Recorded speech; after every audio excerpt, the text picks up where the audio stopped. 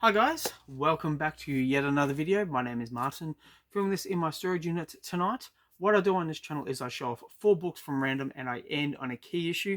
I've just shown off a bunch of auction wins and now I'm back doing my usual 4 comics and a key issue. I've just noticed that my tripod is a little bit askew, so I apologize for this. Hopefully it's not too weird. Looks a little bit better. So yeah, hopefully that's a little bit better. Okay, I have the books here, and as you can see, the first one is Justice issue 8. I'll put the others down. This is by Alex Ross with Jim Kruger on art duties for the interiors for the most part, and Doug Braithwaite, I assume, on backup inks or yeah. All I know is Alex Ross, Jim Kruger, Doug Braithwaite, great artists in their own right. And this was a 12-part series. Or was it a 10-part series? It was it was big enough. I read them from start to finish. It was a great read. It was so much fun. It really brought back my love of the Justice League, and it really showed me how to how to write a dynamic team book with just like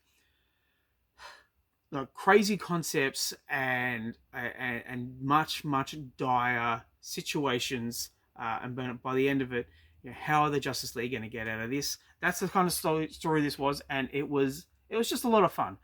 So I wanted to show it off. That's issue 8 of Justice. Next up, we have Lobo Annual 3 from 1995, and I have read this, but I can't really remember what was going on. We have obviously the main man here, and then we've got like what could be a younger version, and then an even younger version. I remember when the New 52 series came out, and we had Lobo, and he was like in his 20s, and he was not this big hulking beast that Lobo's meant to be. He was more sleek, more agile, um, and he was deadly, but there was just a bit of blandness to him. Um, but I think by this time next year, we're going to see a lot more of Lobo, because Jason Momoa is playing him in the Supergirl movie, and I think DC, if they want to capitalize on what made Lobo cool in the 90s, I think we're going to see a bit more of that type of style in comic books, and I'm all for it. I'm keen to see what DC come out with for Lobo, and I hope you are too. Next up, we have issue 78 of the Silver Surfer, with Ron Lim on art duties, and we have Jacko Hartz here, and um, we have Nebula and Morg. Morg, there we go. Um, yeah, and I just hit the table for why not? But yeah, just a run filler for Silver Surfer. I have a whole bunch of Silver Surfer run fillers back at home that need to be read. They're just sitting there, not gathering dust because they're all protected, but they are just sitting there, and I really need to kind of dedicate a whole day, maybe even a whole weekend of reading comic books. And it's going to be a really wet one here in Melbourne this weekend, so that makes it ideal for sitting at home with the heater on and reading comic books. Now, the key issue I want to show off.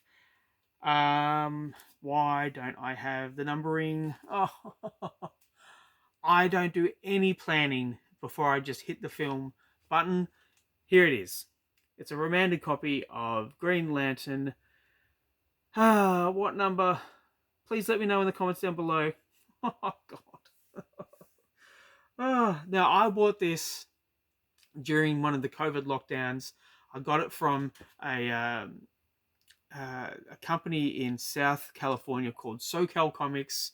I went on their website. It was super easy to find this, and being that it was a remanded copy, I got it for a very good price, which was really nice because COVID prices kind of went up, and maybe I think this was before the prices went really crazy.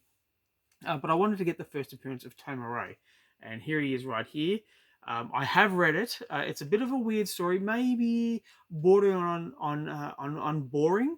But visually, I think Tomoe is more interesting Green Lantern than, say, Hal or Guy or Kyle or even John Stewart.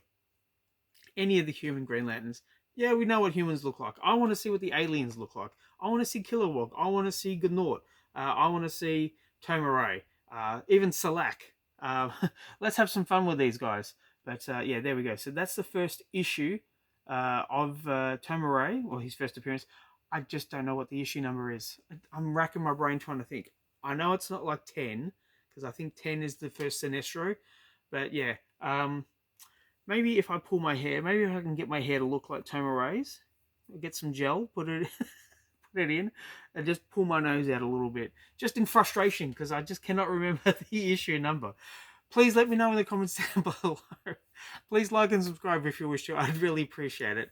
Thank you as always for sticking with me, and I'll catch you at the next one. Bye.